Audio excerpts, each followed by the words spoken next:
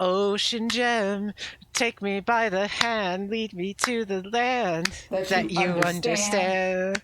understand. Ocean gem, the voyage to the corner of the sky is a real trip. Do, do, do. Ocean Ocean gem. gem, the crust of a tan gem imbibed by the sand, soaking up the thirst of the ocean. Ocean Ocean gem. gem. Ta ta. All Boo, right. Okay. All right, everyone. Hello, and welcome to the mid-season finale that honestly should have just been its own season finale. Season 1, Episode 26, Ocean Gem. I'm one of your hosts, Trans Panda, currently fronting Dr. Jekyll as we've recorded these in a row, and this is my good friend. Hi, everybody. It's Alex. So, today, Ocean Gem. Uh, Bit of a climactic. It starts honestly right away because in the very title sequence, I think it's shown the weather of the setting before, but it was a very good choice, I think, here. Because in the title sequence, I don't know if we've mentioned it before, but it shows the beach that Steven and company live on. And in this episode, you can immediately see it that there is certainly a beach, but there is no ocean all of a sudden. Mm-hmm. Because while Steven is getting, you know, getting chewed out for like letting Lapis out and going against the Crystal Gem's wishes and getting grounded, which Amethyst, misinterprets what exactly that means. Greg runs in and says, "Hey, you guys got to see this because all the members of Beach City are out there seeing as the entire ocean is missing because of Lapis Lazuli." And everyone is admittedly freaking out. Mayor Dewey more than anyone. Uh, we have a nice moment where Garnet smacks his megaphone a million miles away. Um, yeah, and this leads to everyone, Stephen and company, deciding to go on a road trip to try to get to Lapis Lazuli and fix this major problem happening to everyone. It's mostly implied that she's basically taking the entire planet's ocean. Very strong feats of ability, I must say. Um,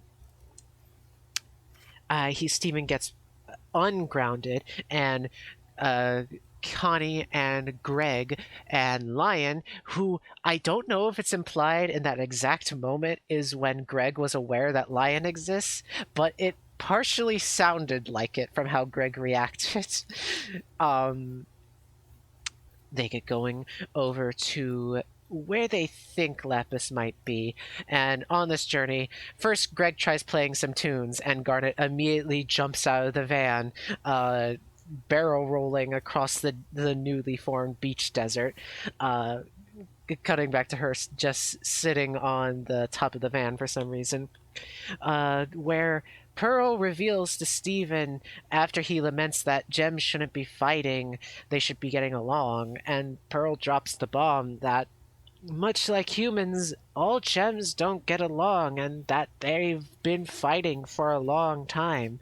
The monsters that we've seen across the first season have all been corrupted gems, and they fight them to protect and take care of them for the time being because they don't know how to treat them. So all the monsters we've seen so far were originally humanoid, or at least implied to be humanoid, until something in them broke, and we're not fully sure what yet. But Steven has to come to grips with the fact that gems can also fight other gems. Um, about by that time is when they come across the very striking visual of the entire ocean uh, being lifted up into the sky through a tower of water, with the clouds parting ways just to give space for it. It's a very nice visual. I really like it, and it really fits with the more geometrical look that Steven Universe has going for it. At this point, Lapis retaliates, saying that she just wants to be left alone, that she can't trust the crystal gems or anything like that. And why is Steven trusting them? Uh, That is when Steven says that they won't leave because they need their ocean back for obvious reasons, which Lapis retaliates even further by summoning water clones to start fighting with perfectly symmetrical fighting with the rest of the crystal gems. Garnet, Pearl, and Amethyst struggle a lot, and Connie and Steven attempt to take one on, but clearly get overwhelmed rather quickly until Steven says that he doesn't want to fight anymore and summons his weapon on purpose for the first time, which is his shield, which seems to cause some sort of reverb, which goes to the other water gems and they just fall apart. Either that or Lapis sensed what was happening and just stopped, but nonetheless, Steven travels up the ocean tower up to Lapis, where they have a heartfelt conversation where Lapis is trying to stretch the world's oceans far enough that she can make it home, quote unquote, which we're not fully sure what it is. And but she doesn't think it will quite work. She can't get anywhere else because her gem is cracked, and Steven shows it. It was interesting when Greg said that his leg may be broken. I assumed that that Steven was going to show this off in a sort of roundabout way, but no. Steven reveals only here that he can heal people with his spit, and he just heals Lapis's gem, and she forms water wings. The gem thanks Steven, and she flies away into space. Uh, the ocean tower falls. Steven gets caught by Connie and Lion teleporting, and they drive back through the now ocean in a bubble that Steven formed to the party at Beach City, who all congratulate and celebrate with Steven now that the ocean is back. We have a piano cover that we've heard many times across the Steven Universe outro starts playing in the background, and Garnet and Pearl stand there for a second, worried about what's going to come from Lapis managing to leave the planet, and saying that for now they can only wait. And that's the end of the episode. So, you can see how Mirror Gem and Ocean Gem are inherently linked together. One, it's basically a 30-minute episode. If I have to be, is that a good way? I think that's a Yeah, good I way think to that's a put good it. way to put it. They are basically meant to go together. So I hope if you watch the first one, you just immediately came to this one, because honestly, that's basically how they were structured. No, everybody who watched the first one is now going to watch our audio commentary of the Steven Universe movie before they watch the Ocean Gem commentary. Oh no! And on my birthday too. The baby is coming. Okay. I did like this episode. I thought it served very well as a. I'm gonna be honest. I just think this is the first season finale of Steven Universe. It should Calling it a be. mid-season finale, I don't often disagree with these things, but it's clearly written to be that way. It's clearly structured that way. The end of season one is 52 episodes, which is exactly 26 episodes after this one. So I just see it as the end of the real season one. So, bleh. I don't want to be a naysayer, but Cartoon Network scheduling and formatting kind of sucks, so bleh. That's a fair criticism.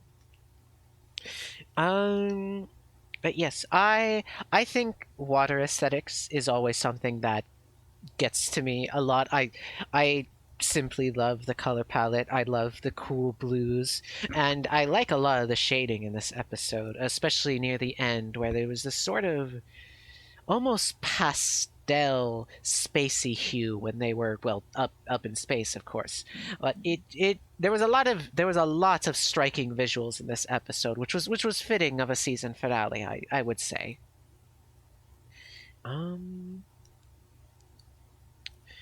we don't we clearly still get more of the facts that Lapis and the gems are in conflict, and they can. We, especially with the confirmation that the monsters that we've been fighting have just been corrupted gems as well. But this again is asking, the question is still up in the air of why a conscious, like non-corrupted gem would be wishing harm onto the crystal gems. And we still don't exactly get confirmation, but Lapis is definitely motivated by reaching a home of sorts for her to occupy.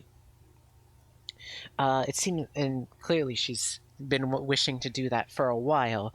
Um, One thing I will say is that I do love the water wings that Lapis has, and I understand why they made the change. But I'm gonna miss the mirror-like wing, the mirror-like eyes that she had. Yeah, it's a I very think it was good character touch. yes, it's a very striking character detail, and weird how we keep having complaints with the healing so far in eyes. Do you notice that? I don't know if that's anything, but it's always in the eyes. That is something. Uh, she just has normal eyes now, and I suppose it's perfectly serviceable, and it does help with some blocking or like character expression work. But again, it's just personal desires. It's not gonna see her anytime soon, obviously. But yes. What did you feel about this episode, Alex? I have While I get a two drink. notes. Mm-hmm. The monsters that they fight are revealed to be corrupted gems. And my last note, and what I feel might be the most controversial point of this episode, Steven is a Gary Stew. Yes, as the protagonist of the series, he. I should explain what I mean. The term Mary Sue is a term coined by the internet to describe characters in fan fiction who are inserted into a plot very clumsily by girls and women who don't have any writing skills, who are just starting out, who alleviate plot tension that is critical to the point of writing, that alleviates plot tension that should not be alleviated. It's a conflict destroying character that is clumsily introduced into a new environment without much thought or consideration for how the previous writing worked. It is basically clumsy writing 101. And guess what? Steven is a Gary Stew. Well, if you wish to go further, I wouldn't particularly be opposed. This is the season finale of the first season, and it's interesting because this is the first time we see Steven summon his gem weapon. Well, the reason I apply Gary Stew to a character like Steven is because it's really because of the way he's balanced with the other crystal gems and the characters in his life.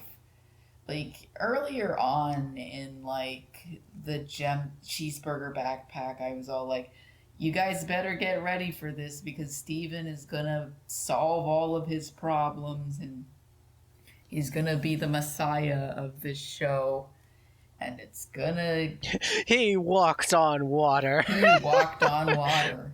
And he's... Man, Lapis, by the way, she pulled like a 10 Commandments pulling the water back. In the previous episode, she did Oh, she did I part the guess I never ocean like mentioned that. Moses. When No, yeah, Lapis I don't pulled the believe we did. water back, it was a reference to Cecil B. DeMille's Ten Commandments, 1956. Anyways, Stephen isn't written with a lot of versatility in mind. As the main character who only gets his side of the story shown at all times, it really does feel like everything works out for this kid no matter where the plot takes him. Everything in Stephen's life just centers around him regardless of how much he contributed or not. There's only one way to describe the way Stephen is written, and it's clumsy. And that's the biggest shared trait between Mary Sue characters. They're clumsily, badly written characters that destroy plot tension, all because the writer didn't have the skill to write actual tension with the existing character dynamics. And they had to introduce a character who couldn't fulfill that niche. And not only did they not fulfill that niche, but they destroyed all previous tension with them. There we go. There we go. That's about all I have to say about Steven. He We is haven't such a gotten. shoddy character. Oh my god.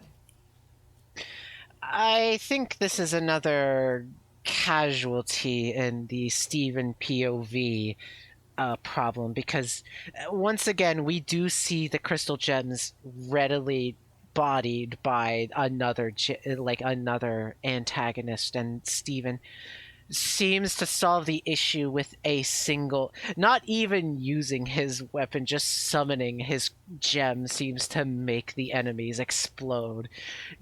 Again, I can like chalk that up to Lapis uh desummoning them, but it is the unfortunate like writing problem where if you make this POV character do this, then most of the time he does have to be the solution to almost every problem. And that can lead to problems in the long term. I don't think we've gotten there quite yet, but this has been one of the more notable moments so far, unfortunately. This is also why it's kind of impossible to joke about the concept of a Mary Sue slash Gary Stu. Like, this is a character archetype born out of inexperience. It's a character archetype that is born out of a lack of writing skills and people just learning how to find their voice. Making fun of that in any way, shape, or form is just a level of cruelty I do not want to understand. And that's perfect.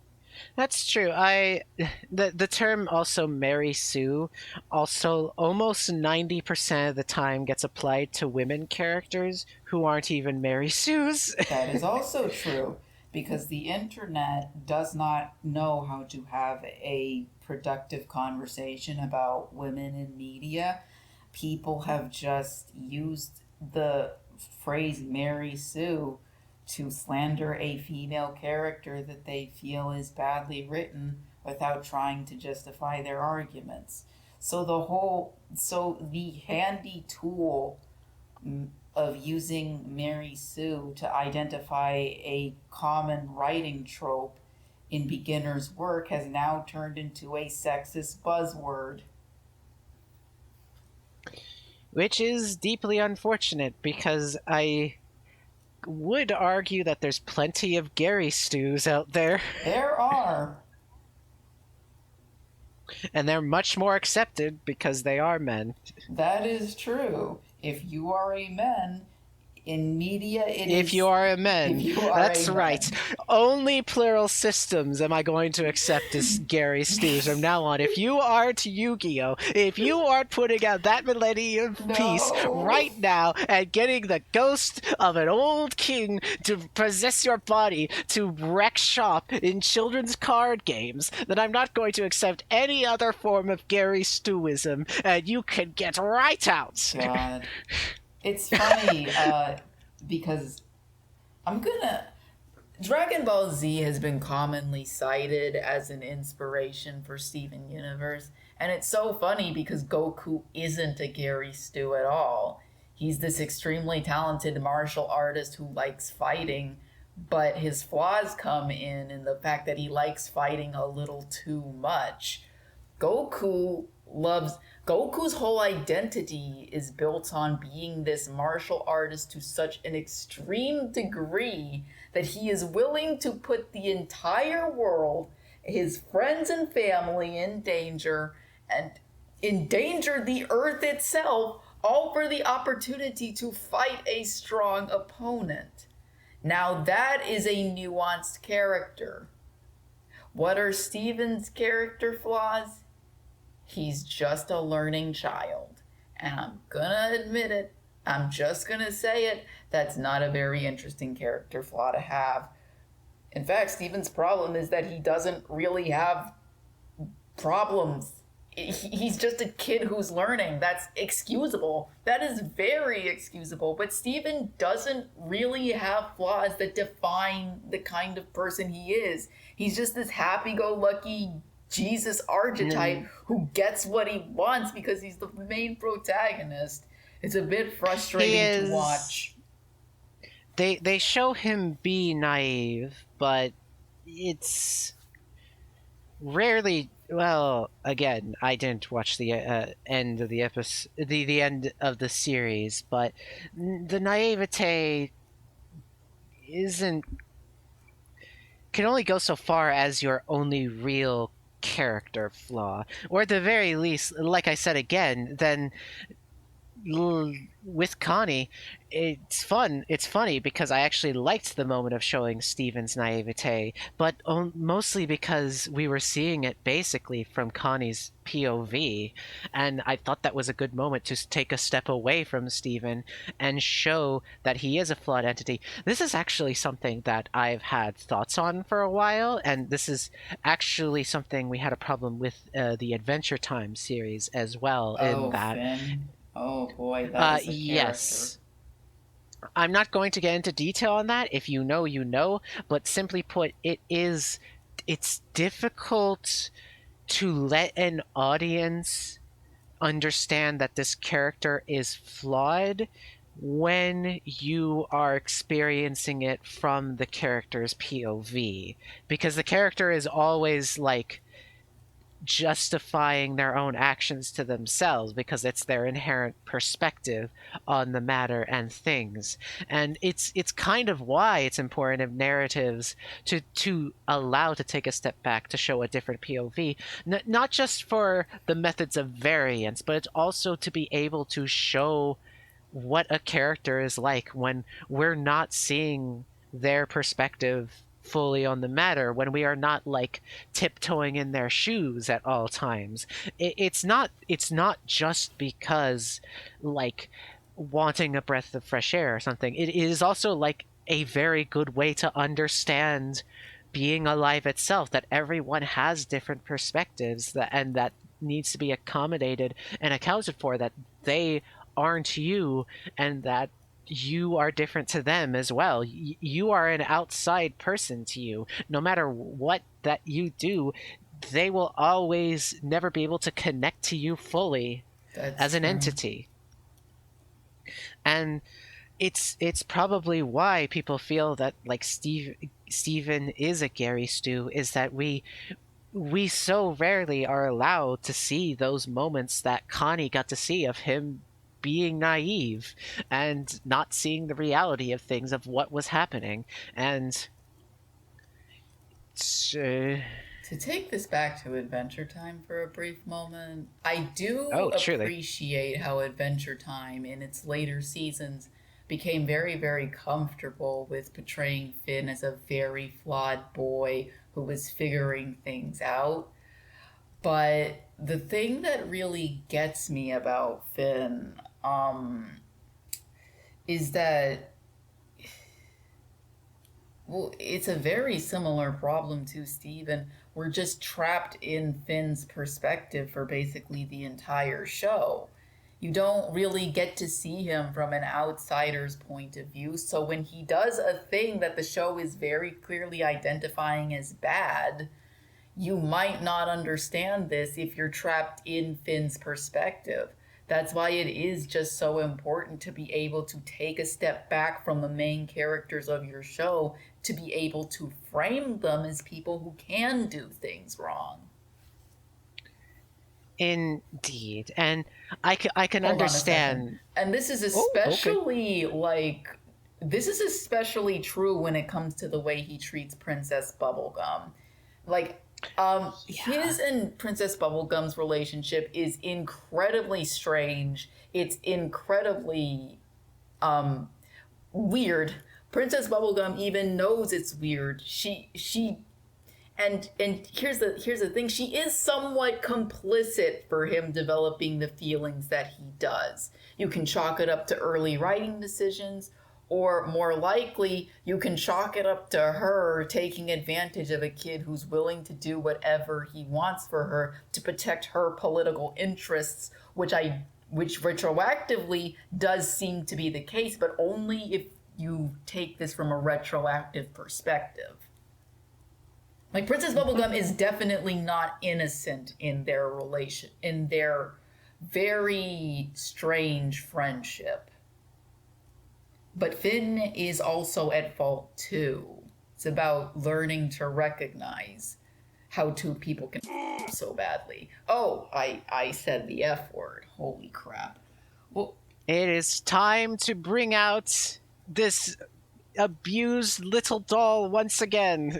I mean, I didn't mean to swear, but I do actually have very strong feelings about Finn and Princess Bubblegum's friendship. Like, it is very messed up for a number of reasons that the show later does not condone. Like, Adventure Time does deserve credit for that. It went back and said that all of that was wrong. Yes, and it I did respect its ability in its later years to take a step back and look at everything. I didn't follow Steven Universe all the way through, and to a degree, I also didn't follow Adventure Time all the way through until I watched the finale. Um, but it is simply something you do need to take account of. It's important. It's important to make characters three-dimensional and interesting because it shows that they're only human, and you can't be the center of the universe. It You can't are be Steven's never going to universe. be the center of the universe. And I think there's something beautiful about that. I don't want to be Exactly. the main character of the universe. That would be terrible. I'm God's most favorite character. Later, Don't. I have been informed this is a bad thing to be. Yeah, it's really not good. You don't want to be the main character of the universe. Yes. But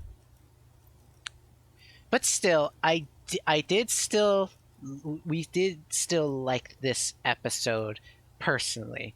It is going to be emblematic of later problems, of course, but as a season 1 finale, season 1, I said it again. It's I mean, it I keep basically interpreting is a it. season one It finale. basically is. I don't even know why any human being would separate it into it separated into one season like that.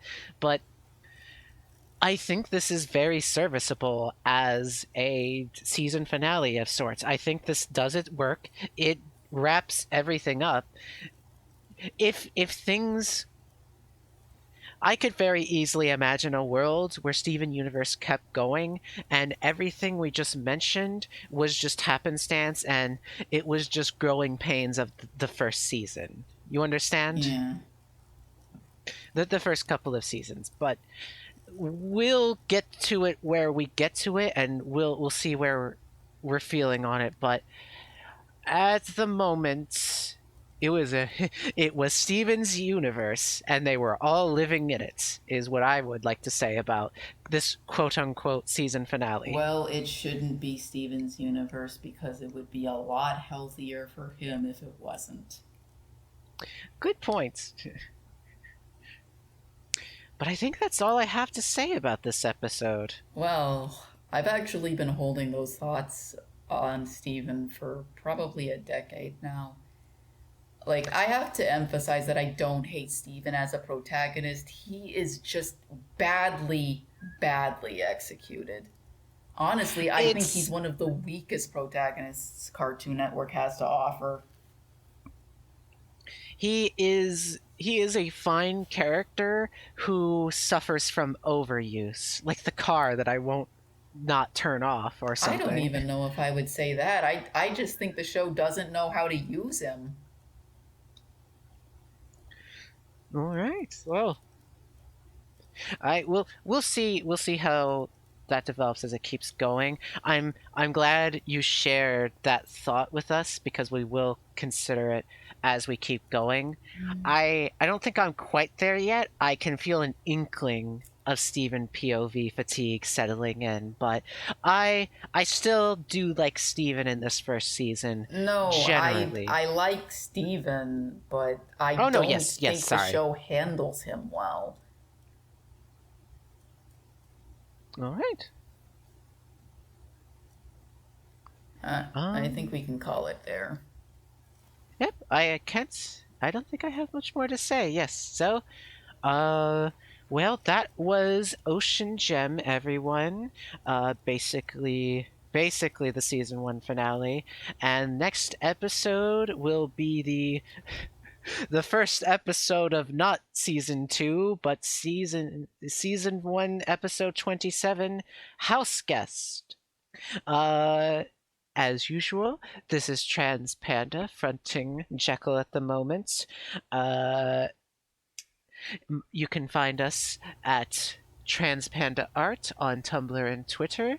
And this is Alex. Hello, everybody. I'm sorry to step on Steven Universe's toes like that. I don't think he deserves it. That's so sad because he's wearing sandals too. He has no footwear protection, Man, I Alex. How put could on like you? my spiked cleats and I stomped it right on his toes. Yeah, it's so cruel. So cruel, I say. Yep. The Patreon is linked below, and I suppose we shall see you all next time. All right. Good night, everybody. Thank you for existing. Goodbye. If I could begin to be half of what you think of me, I could do about anything. I could even learn how to love like you.